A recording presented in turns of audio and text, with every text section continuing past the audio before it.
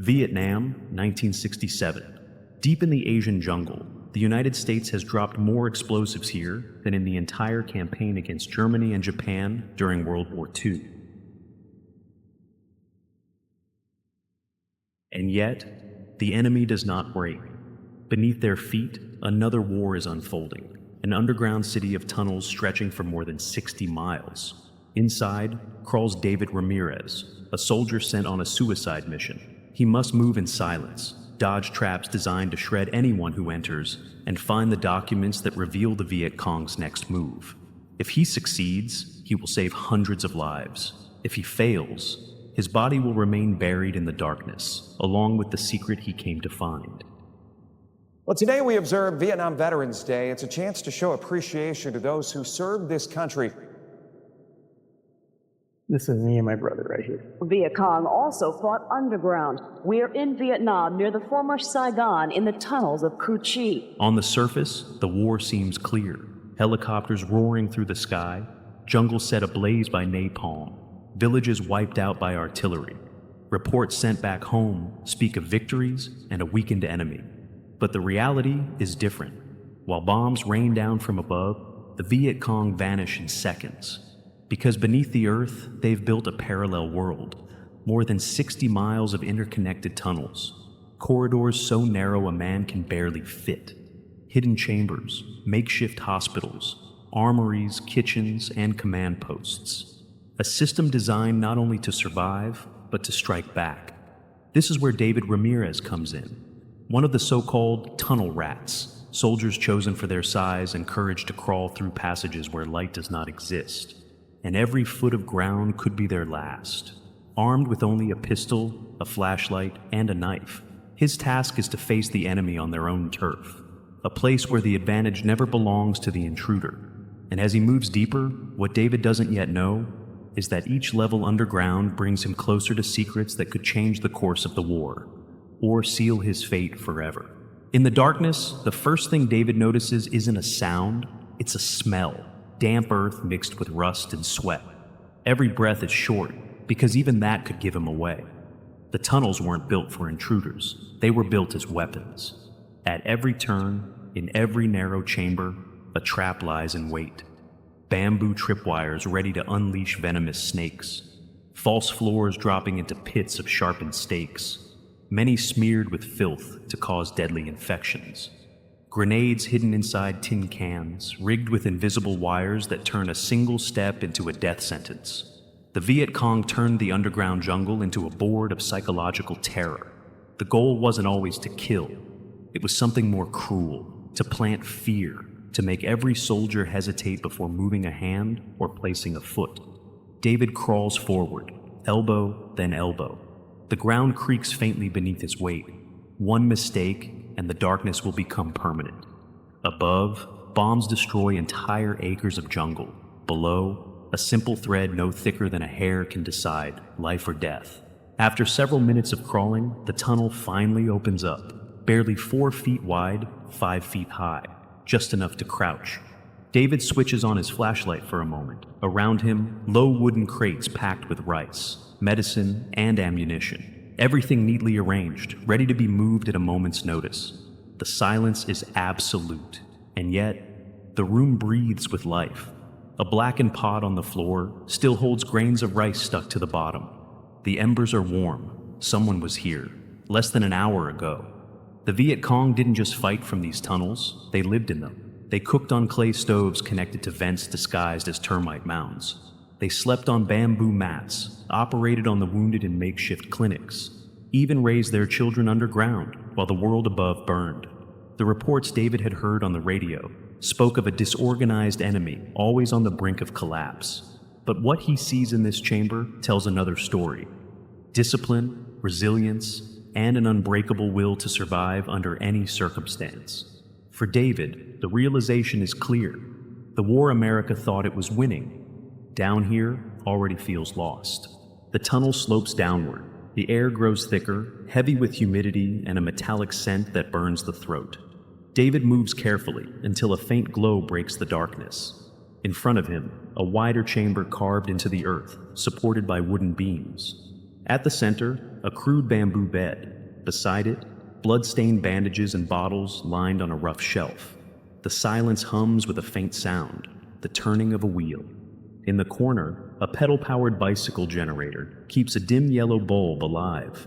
With it, Viet Cong medics could perform surgeries, recharge radios, and maintain communication with other units. All of it buried deep underground. David takes in the details. Every scar in the clay walls tells a story. Blood, sweat, and endurance. Here, there are no modern hospitals, no supply chains. Here, soldiers are stitched with common thread, numbed with alcohol, or left to their fate if the wound is too severe. But what unsettles David most isn't what he sees, it's what it means. If this hospital is only on the second level, then the command center must be close. Every step brings him nearer to the objective, and at the same time, deeper into a place he may never leave alive. The tunnel narrows again. The walls press against David's shoulders, forcing him to claw his way forward. Suddenly, the passage opens into another chamber. But this time, there is no rice, no medicine, no bamboo beds. Here, everything is designed for one purpose: to instill terror. In one corner, a pile of hand-carved bamboo stakes, sharpened so finely they look like blades. David recalls a comrade's warning, many smeared with filth, not to kill instantly, but to provoke a slow and agonizing infection.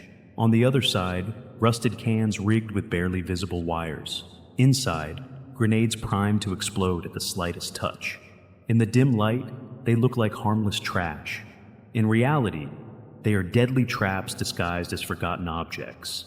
The Viet Cong perfected a grim art here, forcing the enemy to doubt every step, every shadow, every breath. 11% of casualties in Vietnam weren't caused by bullets, but by traps like these. David switches off his flashlight and listens. Nothing, only the pounding of his own heart. The chamber seems empty, but emptiness is the most dangerous thing of all. Because in these tunnels, silence almost never means safety. The passage splits again. To the left, a distant murmur, muffled voices speaking Vietnamese. To the right, absolute silence. Two paths, and neither safe. David hesitates only for a moment. He turns right. The tunnel slowly opens into a wide chamber, reinforced with wooden beams. Maps pinned to the walls, notes scribbled by hand. At the center, a crude table covered with papers and documents. He knows instantly. He's found the heart of the labyrinth. The command center where ambushes, attacks, and strategic movements are planned. Among the maps, one mark stands out. A red line pushing towards Saigon. Arrows, circles, symbols showing an operation in preparation. This isn't just any attack. It's a large-scale offensive. An ambush that could wipe out hundreds of American soldiers, perhaps even change the course of the war. David stuffs the documents into his jacket, but his mind drifts elsewhere. He recalls the words of his fellow soldiers back at camp, confident that victory was near. What he sees in this room proves the opposite. The enemy is far more organized than they have been led to believe. A sound yanks him back to reality. Footsteps echoing in the nearby tunnel, voices closing in. Time has run out. The voices draw closer. Shadows stretch across the tunnel entrance. David presses against the clay wall, holding his breath, his pistol in hand. But he knows a gunshot would be his death sentence. The echo would travel through the entire underground system. A Vietnamese soldier peers inside, too young, barely a boy. In that instant, David doesn't think. He strikes with his knife, a quick, silent blow. The body falls without a loud sound. Only a final sigh in the darkness. David hurriedly searches the uniform. Ammunition, a canteen, a wrinkled family photo. A brutal reminder of what this war truly means. Teenagers turned into guerrillas, buried alive in tunnels where childhood never existed. But there's no time to hesitate. If one soldier made it this far, others will be here within seconds. David hides the boy's body in the corner and rushes out with the documents pressed beneath his jacket. A fork in the tunnel stops him. To the right, a metallic echo, the scrape of buckets full of dirt. The Viet Cong are expanding the tunnels. To the left, cooler air carrying the scent of the surface. Maybe a way out. David doesn't know if he has minutes, or only seconds. The air shifts. A damp breeze brushes David's face. It's the sign that the exit is near. But behind him, a shout in Vietnamese shatters the silence. They've found the body. The tunnels erupt with footsteps and hurried voices. David grits his teeth and drags himself through the clay, moving as fast as he can. Behind him, the metallic echo of rifles being loaded.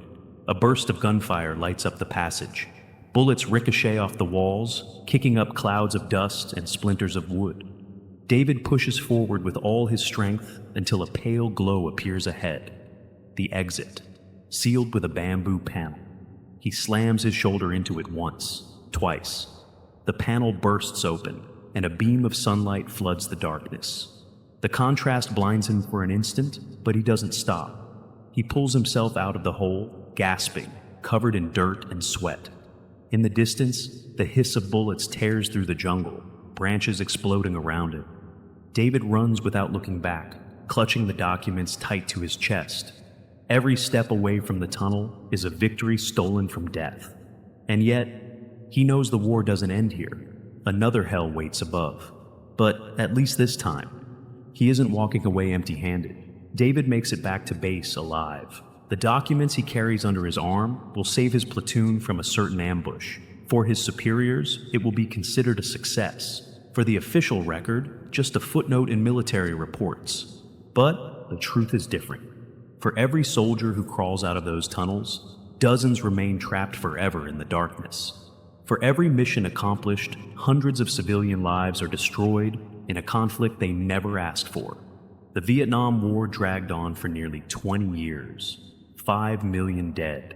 Vietnamese, Laotians, Cambodians, Americans. Most of them civilians. An entire generation scarred with wounds that neither bombs nor time could erase.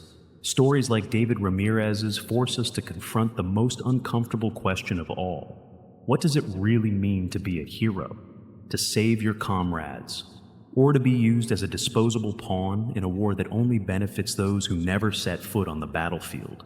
Because in the end, Vietnam wasn't just a lost war. It was a warning, a reminder that propaganda can disguise defeat as victory, and that the real enemy isn't always in the tunnels, but in the halls of power that decide who lives and who dies.